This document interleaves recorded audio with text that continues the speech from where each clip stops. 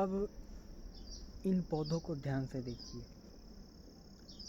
ये पौधे सूरज से अपना भोजन बनाती हैं। इन पत्तियों में ऐसा क्या होता है कि सूरज यानी फोटॉन के जो पार्टिकल्स होते हैं, उन कणों को, सूर्य की कणों को अवशोषित करके फिर ये अपने लिए ऊर्जा बनाती हैं।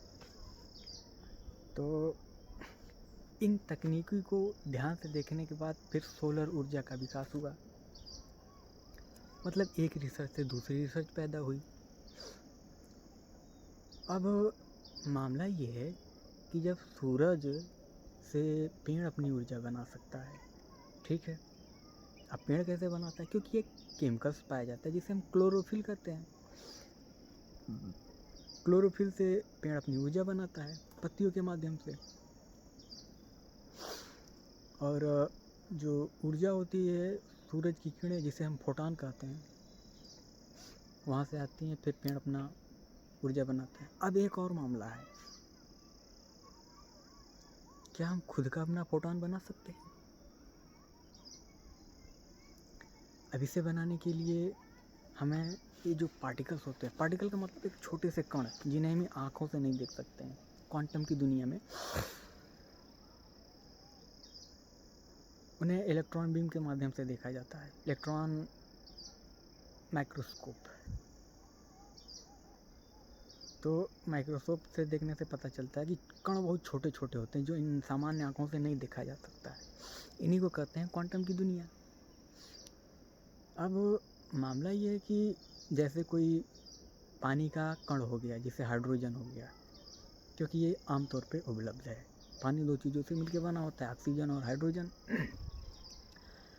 हाइड्रोजन के कण क्या करते हैं? हाइड्रोजन का कण को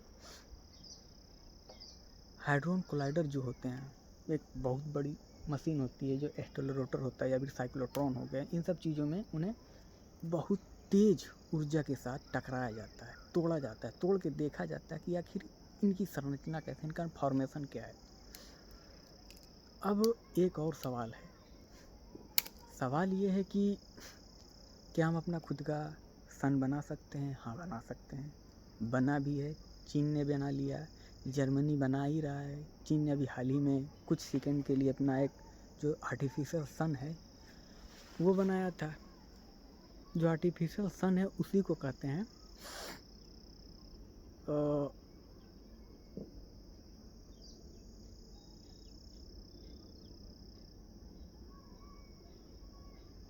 न्यूक्लियर फ्यूजन। न्यूक्लियर फिशन अलग होता है, न्यूक्लियर फ्यूजन अलग होता है। न्यूक्लियर फ्यूजन में ये होता है कि एक पार्टिकल पे बहुत ज़्यादा बम्बार्डमेंट की जाती है ऊर्जा की, फिर देखा यह जाता है कि ये ऊर्जा कितनी देर तक बनाए रखता है। जो इसका डिस्चार्ज रेट है, वो जो पार्टिकल्स हैं, जैसे हाइड्रोजन के पार्टिकल हो गए, वो हाइड्रोजन के पार्टिकल कितनी देर तक ऊर्जा बनाए रख सकते हैं।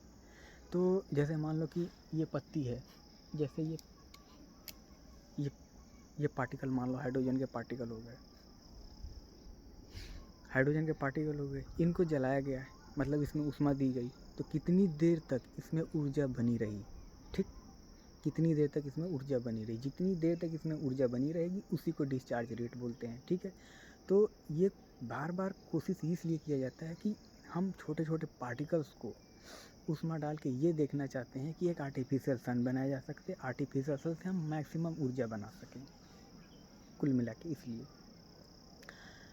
अब सवाल ये है कि चीन ने तो भी बना लिया, जर्मनी में अभी W7X करके एक नया एक्सेलरेटर बनाया गया जिसमें हाइड्रोजन के पैलेट्स डाल करके न्यूक्लियर फ्यूजन किया गया। अब सवाल ये है कि शुरू में 10 सेकंड था चाइना ने जो किया था, फिर जर्मनी ने हाल ही में उसका अचीवमेंट पहुंच गया 50 सेकंड।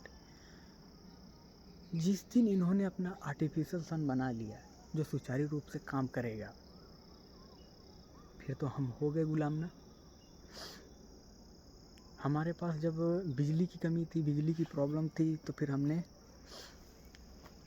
होमी जहांगीर भाभा ने अपनी बहुत सारी कुर्बानी देने के बाद हमें अपना खुद का न्यूक्लियर पावर प्लांट मिला, जिसमें बहुत सारे वैज्ञानिकों का योगदान था और कुर्बानियाँ भी दी, जैसे वो साराभाई, विक्रम साराभाई, औरों के नाम तो मुझे याद नहीं है। मगर अब कौन सा वैज्ञानिक पैदा करोगे, कौन सा वैज्ञानिक है जो हमें खुद का स्टेलर रोटर दिलाएगा, खुद का हाइड्रोजन कोलाइडर दिलाएगा, जिससे हम पार्टिकल एक्सेलरेटर बना सकें या फिर पार्टिकल तोड़ के देख सकें कि हमें कौन सा, हम अपना आर्टिफिशियल सन कब बनाएंगे? नहीं बनाएंगे। कम से कम खोज तो करें, क्योंकि एक खोज से दूसरी खोज पैदा होती है। जब पानी को डॉक्टर सी वी रमन ने देखा कि पानी का रंग नीला क्यों होता है, जैसे रेले स्कैटरिंग करते हैं, फिर खोजना शुरू किया। तो जब खोदते खोदते पता चला कि सूरज से किरणें आती हैं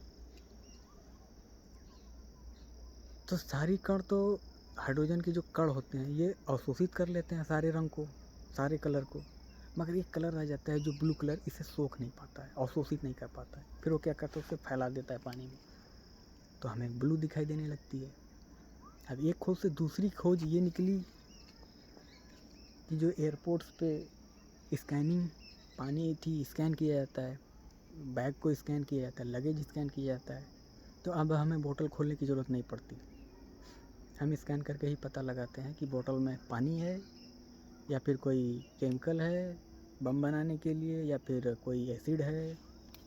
बस ऐसे ही पता चलती, एक खोज से दूसरी खोज पैदा हुई। ऐसे ही एक बीमारी से दूसरी बीमारी भी पैदा होती है, एक आदमी से दूसरा आदमी पैदा होता है। तो अगर बीमारी पैदा करना हो तो एक बीमारी खड़ा कर दो, उससे दूसरी बीमारी पैदा हो जाएगी। और अगर खोज, इनोवेशन या फिर कोई नया टेम्परामेंट पैदा करना हो तो एक नया रिसर्च पैदा करो। चीज़ें ऐसे ही काम करती है, एक चीज़ खोजोगे तो दूसरी चीज़ सामने निकल के आ जाएगी। आप पे तय करता है कि क्या खोजना है। खुद को खोजोगे